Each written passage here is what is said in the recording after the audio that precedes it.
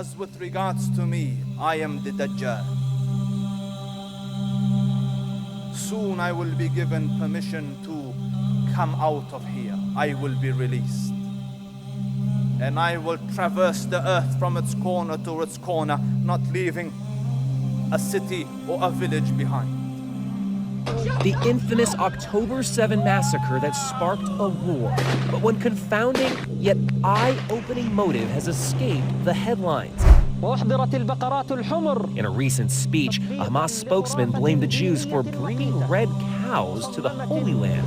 The cows he's talking about at a secure, undisclosed location are these.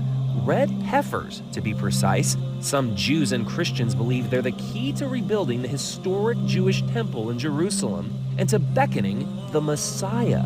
To understand, you have to go back nearly 2,000 years when the ancient Romans destroyed the last temple in the city. To rebuild it, these believers point to the Bible's book of Numbers. It commands the Israelites to sacrifice a red heifer without defect or blemish, and that has never been under a yoke. Only then can the temple rise again. A massive altar already awaits, where the heifers are to be burned.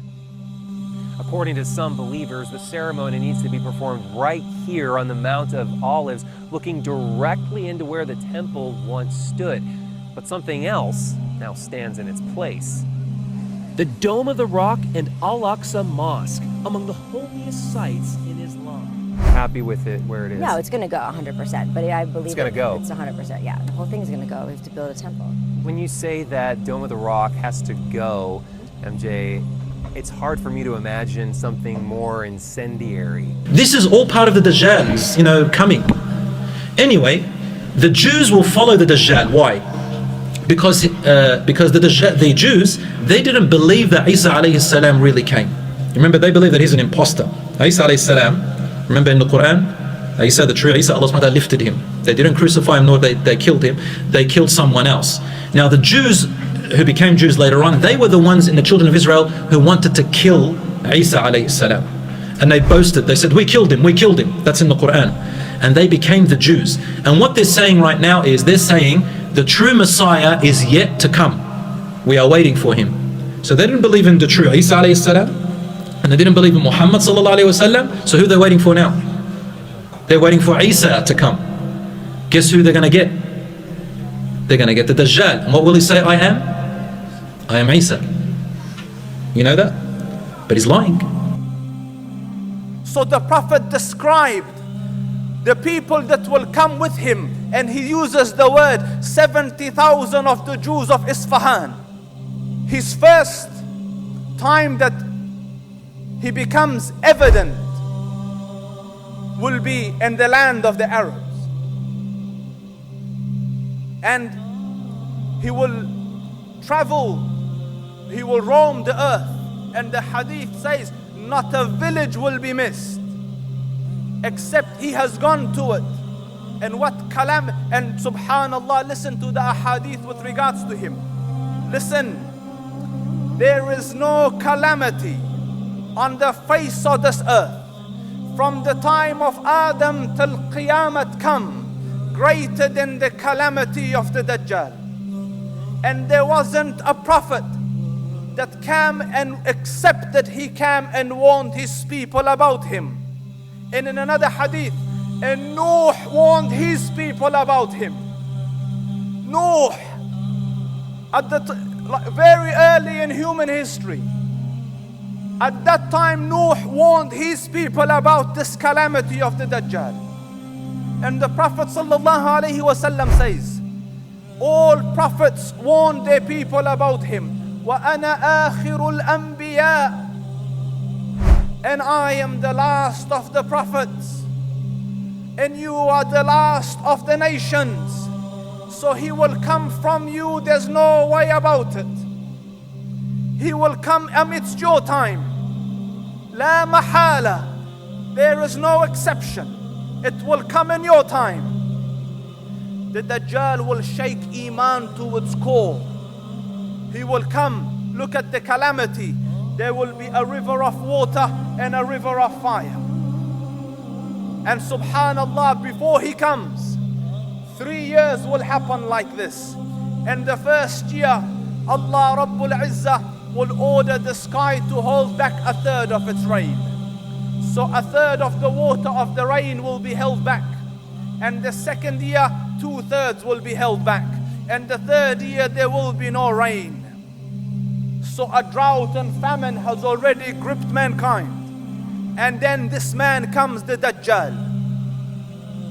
With him, a river of fire and a river of water. And he enters into a village amidst the people. And he says, do you believe in me? I am your Lord. And when they believe, he tells the sky rain, and rain comes. Tells the earth, produce your produce, and it will produce its produce. He will go to a dead person, tell a person, a Bedouin, if I bring your parents back to life, would you believe that I am your Lord? He will say yes. He says rise, and 2 shayateen will come in the image of his parents and will say, son, listen to him, he's your Lord. Do you see Iman is shaken to its core? How do you not believe your eyes? He will tell the earth, spit out your treasures. The hadith says like bees, gold and silver and diamonds will come out of the ground and follow him. So in the time of the Dajjal, Iman will be shaken to its core. And he will go to another group of people, believe. They will say no. So he says, sky, hold your water. Earth, hold your produce. And famine and drought and calamity will befall them. It is so easy just to say, khalas, okay, I believe, let's go, bring it on. That is why it is such a colossal test. And he will stay and roam the earth for 40 days. The first day will be the length of a year. And look at the ashab of the Rasul. When he said to them, a day like a year, their concern was, it wasn't what time will I wake up and sleep? Do I sleep for 6 months, O Prophet? They said, what about Salah, Ya Prophet? How do we pray? Do we pray 5 times in the whole year? So the Prophet ﷺ says, "Uqdiru lahu qadra." Allocate times for it. Replicate the days. So the first day will be like a year. The second day like a month. The third day like a week. And the fourth day will be, fourth and onwards, will be like ordinary days. And he will come. He will traverse every city and every village except for 2 places, Mecca and Medina. Allah Rabbul Izzah has protected those with angels. He will come towards Medina behind Uhud. And he will climb the hilltop with his people. And he will say, do you see that white palace? That white palace of Ahmad? And subhanallah, you look at the pictures of the masjid of the Prophet sallallahu alaihi wasallam, from that far and that distance it looks like a white palace. That is the palace of Ahmad. And he gets down to come towards it, and the angel shoos him away. And he turns his face towards Bilad al-Sham. And understand, this is the time of the Mahdi. The Imam is here.